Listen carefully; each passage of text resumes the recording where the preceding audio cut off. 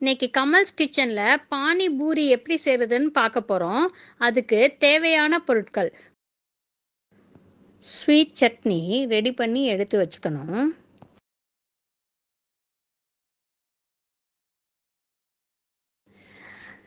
இப்போ பூரிக்கு ஸ்டஃபிங்க்கு 2 உருளைக்கிழங்கு அவிய வச்சுருக்கு, அரை பெரிய வெங்காயத்தை நைஸாக நறுக்கி வச்சுருக்கு, கொஞ்சம் மல்லித்தலை நைஸாக நறுக்கி வச்சுருக்கு, தேவையான அளவு உப்பு, கொஞ்சோண்டு ஒரு அரை ஸ்பூன் தனி மிளகாத்தூள், கொஞ்சோண்டு சாட் மசாலா எல்லாத்தையும் சேர்ந்து கலந்து எடுத்து வச்சுக்கணும்.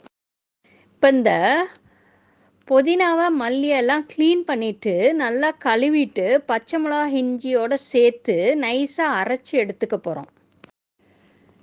இப்போ இந்த அரைச்சி எடுத்த 1 டம்ளர் கோல்டு வாட்டரில் நம்ம கலக்கி எடுத்துக்கணும். கலக்கிட்டு அதை வடிகட்டிடணும். அந்த அரை ஸ்பூன் பானிபூரி பவுடரையும் அதோட கலந்துடணும்.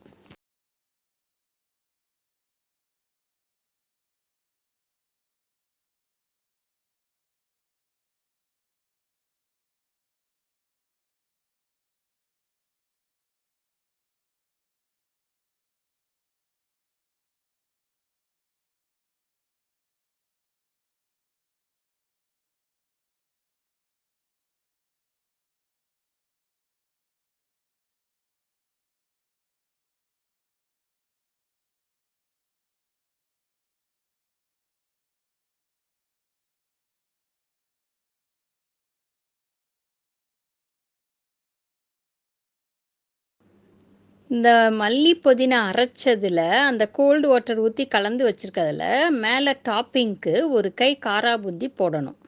சர்வ் பண்ணுறதுக்கு முன்னாடி அதை போடணும்.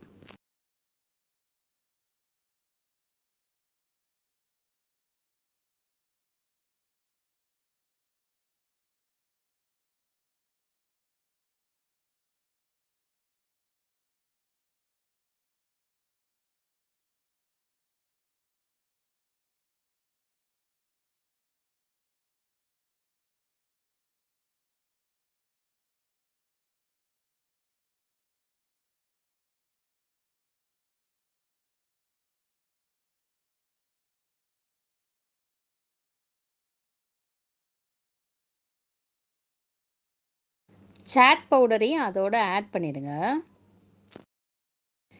இப்போ பூரியை எடுத்து நடுவில் உடைச்சு இந்த ஸ்டஃபிங்கை ஸ்டஃப் பண்ணுங்க.